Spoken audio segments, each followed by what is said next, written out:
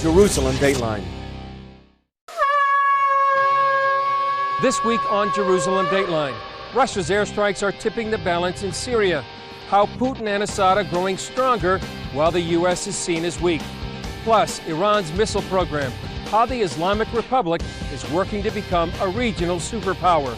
And this pastor refuses to flee the danger and despair in Syria because people desperately need his church.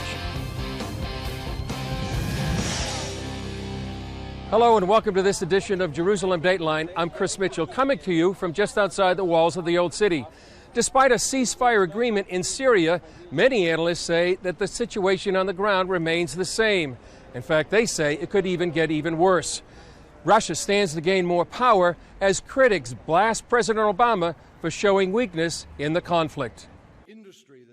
In Munich, the U.S., Russia, and European powers agreed to allow humanitarian relief into Syria and a cessation of hostilities throughout the country. Still, the Russians continue to bomb rebel forces supported by the U.S. and Saudi Arabia. The Russians will not stop their air raids, and with the ground support of Hezbollah, Iranian, and other Shiite militias worldwide coming from Afghanistan, from Tajikistan, from other places, I think the Russians and the Iranians want to make Assad regime survive, and they will do everything. Now they are on the offense. I think they will not stop at nothing. Syrian and Iranian forces backed by Russian airstrikes are closing in on Aleppo, Syria's largest city. If they take the city, it could change the course of the war and strike a major blow to President Obama's Middle East policy. Located in northwest Syria, Aleppo is one of the rebels' last strongholds. There was a stalemate between the rebels and the Assad regime until Russia came in and tipped the scales. Some months into the Russian intervention, the sense right now is it really is beginning to take hold and have a very powerful effect on the battlefield, to the detriment of the rebellion and to the advantage of the Assad regime. While the fate of a faraway Syrian city might seem unimportant to Americans, it represents a major geopolitical shift in the region. The substantial Russian military buildup in Syria and the eastern Mediterranean is also shifting the strategic balance in this part of the Mediterranean. So I call on calm, de-escalation, and a political solution to the conflict in Syria. Yet Middle East expert Jonathan Spire believes Russia wants a battlefield solution. If they succeed in that, it means that the Syrian map of protagonists, so to speak, will leave only the regime itself with its Russian, Iranian and Iranian backers, the Kurds and Islamic State. It'll be a very major change. That, I think, is what Putin and his allies are going for. If Putin, Assad and Iran succeed, it means a setback for the U.S. and the West. If they achieve this goal, would have achieved strategic victory in a vital conflict zone in the Middle East. There's no such thing as a vacuum. This is a zero-sum game. So growing strength for the Russians and the Iranians means growing perceived weakness for the West. We are now in the midst of historic change in the Middle East, and the United States is not there. Many people believe it really is a historic change in the region. Well, one thing that hasn't changed is the violence and bloodshed.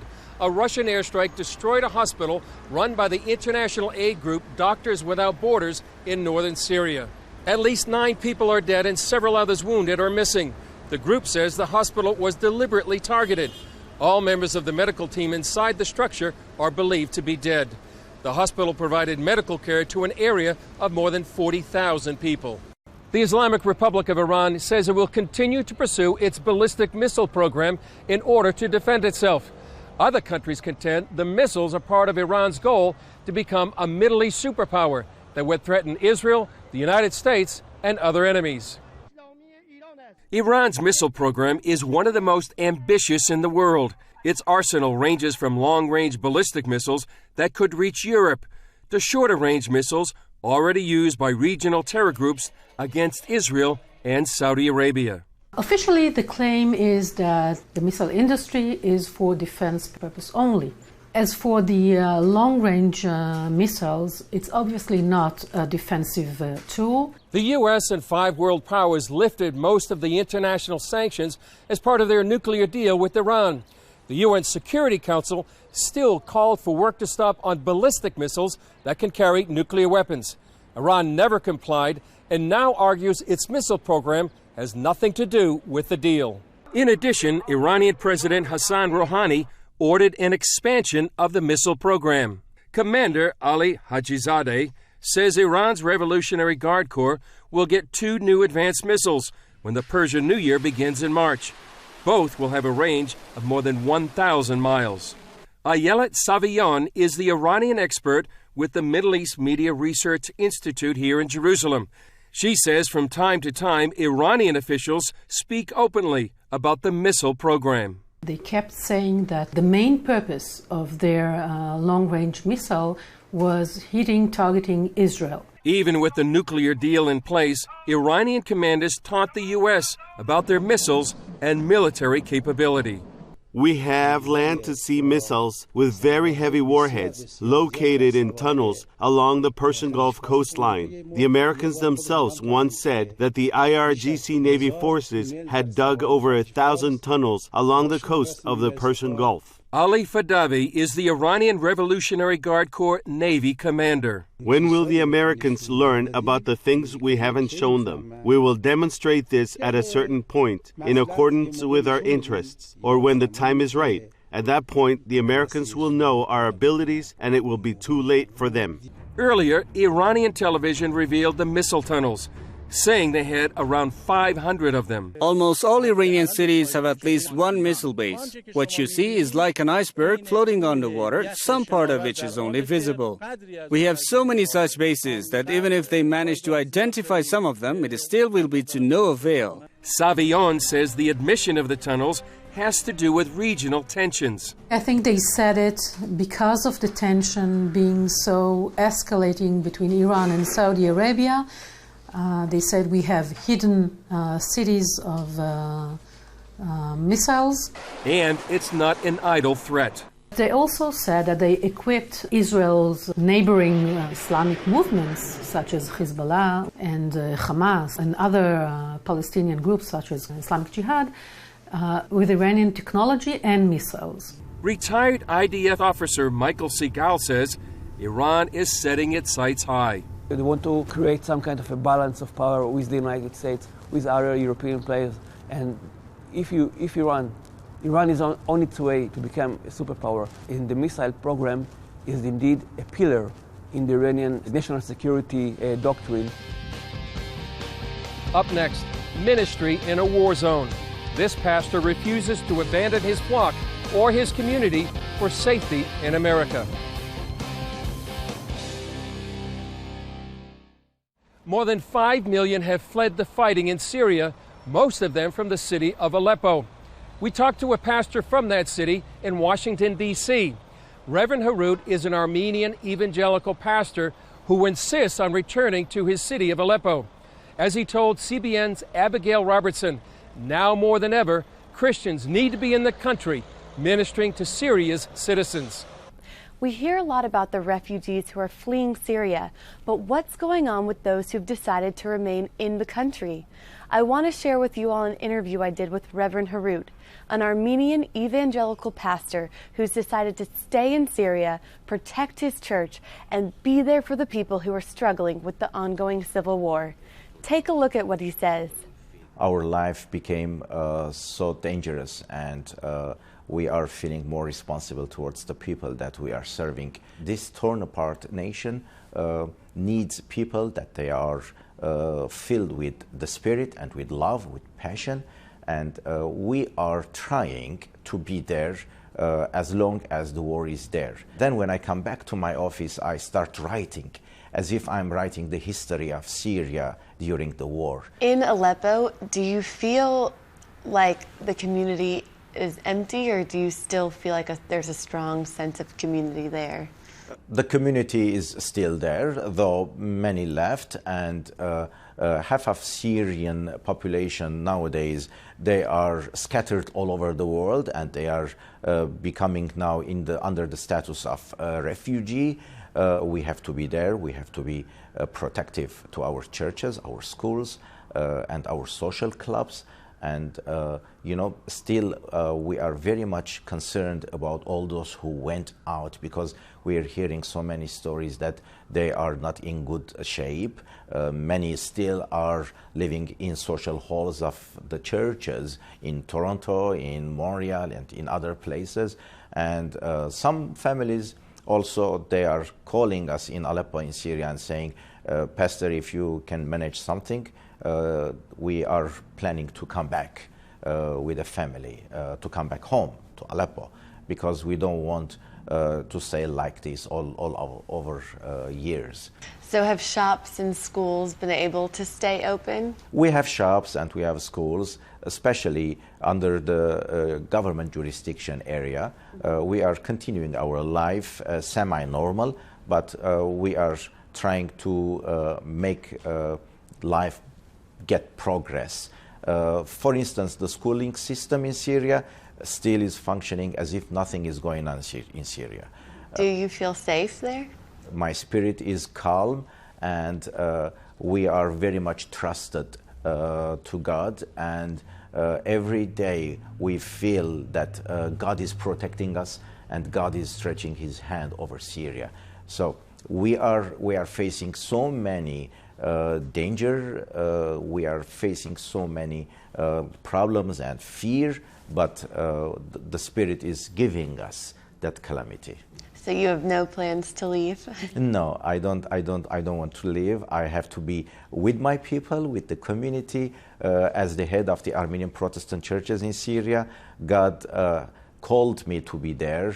And being a pastor is not for good days only, is for all the time, is for all days. Two weeks before, I preached on the subject when Jesus was tempted and tested in the desert.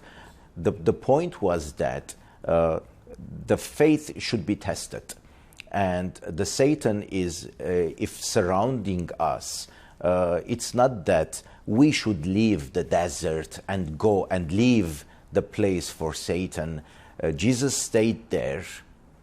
We are going to stay there, and we are going to say to the Satan, go back. If the Christian faith is not tested, you will not see how real it is and how powerful it is.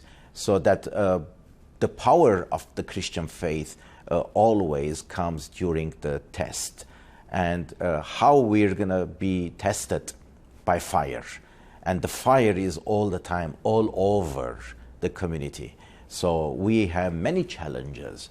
And today I believe that our Christian faith is challenged as well. So this is the time not to leave. This is the time to stay and to give testimony to the marvelous work that God is doing in our lives. So do you feel like God is really in the country of Syria and moving in Syria right now? I do believe so. I do believe that God is under control. I mean, everything is under control of God. Have any Muslims reached out to you for help and comfort? Our church and our church courtyard is located in a Muslim-dominated people, and everybody comes to our polyclinic, and they come to our social service action center, and we try to stretch hand and help, especially when the water cuts off from Aleppo. We feel so good that whatever we have from richness or from possibilities, accessibilities, we try to share it with the community without any discrimination. This is our teaching, this is our faith, and this is how to be a Syrian in Syria. As Reverend Harut says, God is moving in the Middle East, and we must continue to lift up our brothers and sisters standing for their faith right now. After hearing that interview, we'd like to encourage you to pray for the church in Syria. Up next, the resurrection story through the eyes of an unbeliever. Actor Joseph Fiennes talks about his role in the new movie Risen after this.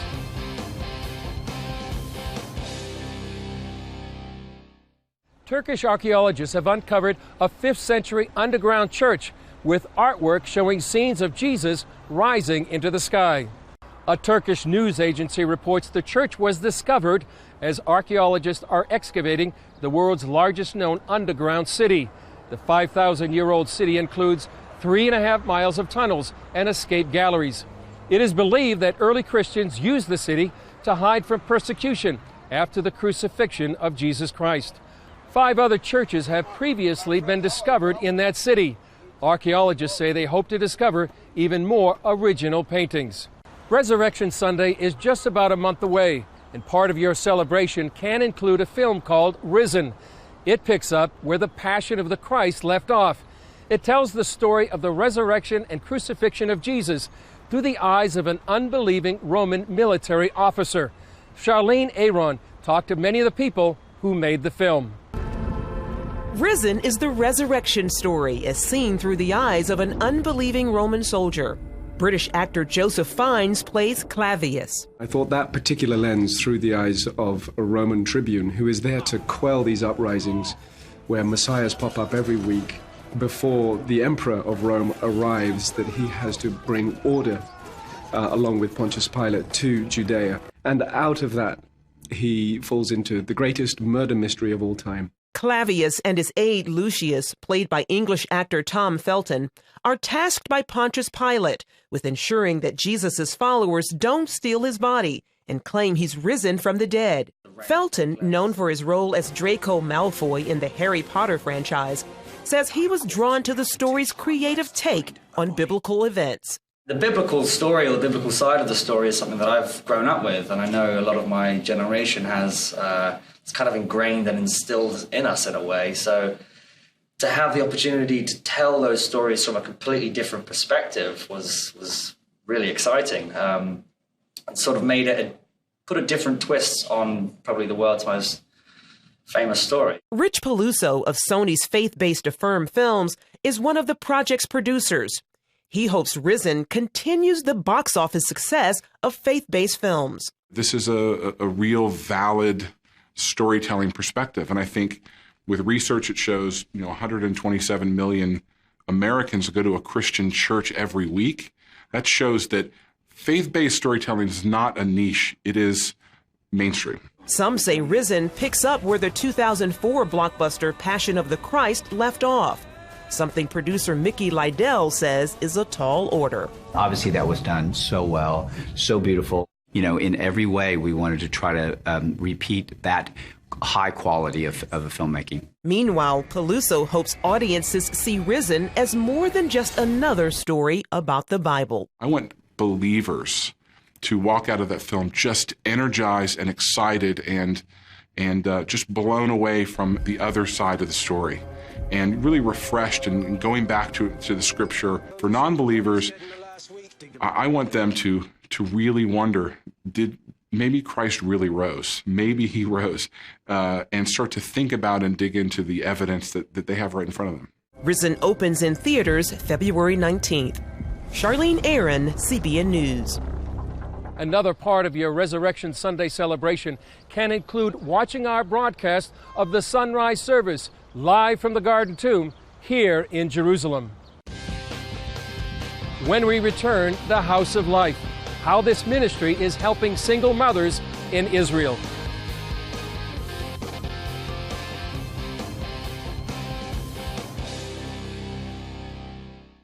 Jewish people come from all over the world to begin new lives. But for some, it's harder to start over than it is for others. That's why CBN established the House of Hope. Masha Poplovsky moved from Ukraine to Israel, hoping to make a better life for her son, Daniel. It's very hard to raise a child in Ukraine. There aren't many jobs, and the war has made things difficult. Being a Jew, I had always heard about Israel, and it was my dream to come here. Masha and her son stayed with Ukrainian friends when they first arrived. But the apartment was very small, and the friends soon asked her and Daniel to leave. I was very depressed. I wanted to make it on my own, but I didn't know the language or how to find a job or an apartment yet. I was scared we would have to go back to Ukraine. When CBN Israel learned about Masha, we invited her to come live in the House of Life, a place where single moms who need some extra help can stay free of charge. I was very nervous at first, but the CBN people spoke Russian and made me feel very comfortable. I made friends with the other girls very quickly. We taught Masha how to budget her finances and build a resume. She learned the basics of living in Israel and saved money while staying in the house. We also provided Masha and Daniel with good meals every day. The people there really became my family, and I learned so much in the house. It was a great experience. Masha and her son recently moved into their own apartment. Today, Masha supports Daniel on her own, but we still visit just to make sure they're okay. There is no way we would have made it without your help. This situation in Ukraine is terrible for my baby, so going back would have been horrible. We were only able to stay in Israel because CBN helped us in every way possible. Thank you for that. It's a blessing to be able to help people start new lives here in Israel. Well, that's it for this edition of Jerusalem Dateline. Remember, you can follow us throughout the week on Facebook and Twitter. I'm Chris Mitchell. We'll see you next time on Jerusalem Dateline.